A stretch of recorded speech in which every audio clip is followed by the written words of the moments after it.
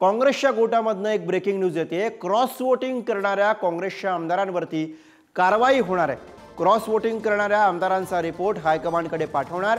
हायकमांडच्या आदेशानुसार कारवाईचा नाना पटोले यांच्याकडनं इशारा देण्यात आलेला आहे।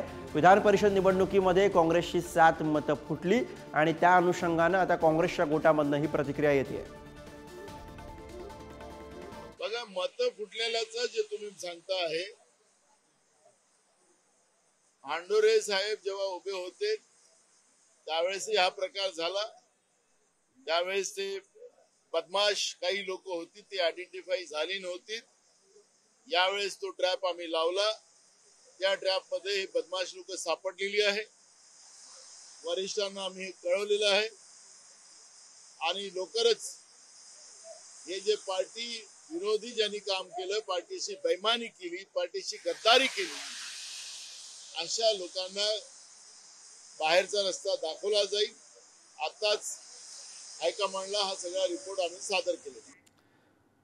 तर नाना पटोले यांची कालच्या निकालानंतरची सविस्तर प्रतिक्रिया समोर आहे। धनंजय दळवी आपले प्रतिनिधी सोबत आहेत, त्यांच्याकडे जाऊयात। धनंजय, सलग दुसऱ्यांदा असं होतंय की काँग्रेसची मतं फुटलेली आहेत आणि यावेळेला तर नाना पटोले म्हणतात की आम्ही ट्रॅप लावलेला होता आणि त्या अनुषंगाने आता कारवाई होणार आहे। काय कळतंय काँग्रेसच्या गोटामधनं, नेमकी काय चर्चा आहे?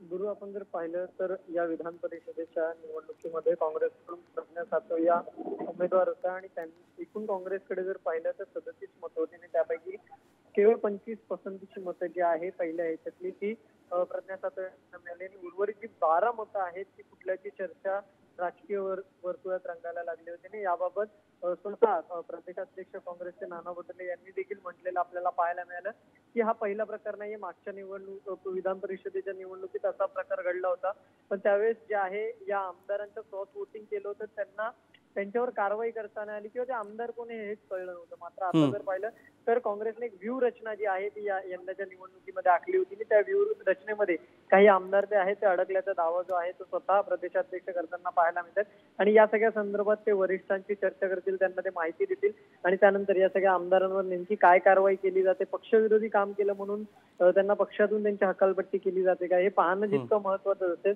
त्याच प्रकारे आता ही आमदारांची नावं खरं तर कोण आहेत ही बाहेर येणं पाहणं महत्वाचं असेल। मात्र आपण जर पाहिलं तर हे जे आमदार आहे या सगळ्या संदर्भात पण जेव्हा पक्ष कारवाई करेल त्यानंतर ही नावं जनतेसमोर येतील असं देखील प्रदेशाध्यक्ष यांनी म्हटलेलं बरोबर आहे। त्यामुळे नाना पटोले यांनी इशारा तर दिलेला आहे, मात्र प्रत्यक्षामध्ये कोणावरती कारवाई होते हे आता बघावं लागेल।